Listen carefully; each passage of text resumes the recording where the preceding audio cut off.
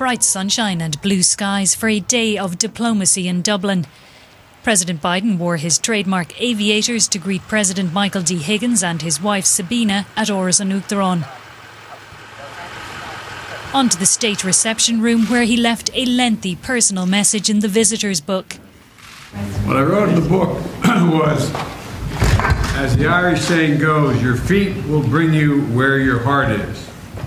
And then I say it's an honor to return, and I talk about returning again to the home of my ancestors, to celebrate the things that bind Ireland and the United States.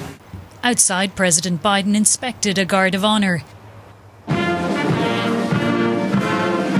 watched over by the Irish delegation led by Taoiseach Micheál Martin, and the American side led by US Secretary of State Anthony Blinken. The two presidents then held a private meeting where they discussed the need to strengthen the Northern Irish peace process, as well as the contribution of the Irish in America. Next, an encounter with one of President Higgins's Bernese dogs, Mishnuk.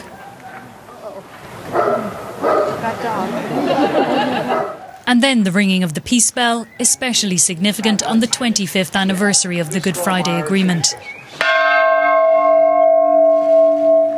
But US matters were also on the agenda. Tonight, a National Air Guardsman has been arrested about the leak of sensitive Pentagon papers on the Ukraine war. I'm not concerned about the leakages, and I'm concerned that it happened.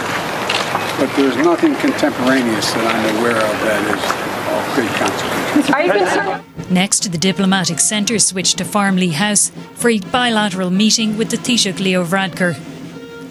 I think our values are the same, and I think our concerns are the same. So I'm really looking forward to continue to work with you.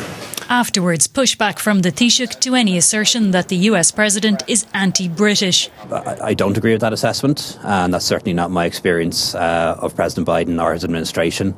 They're very keen to have a strong and special relationship with the United Kingdom.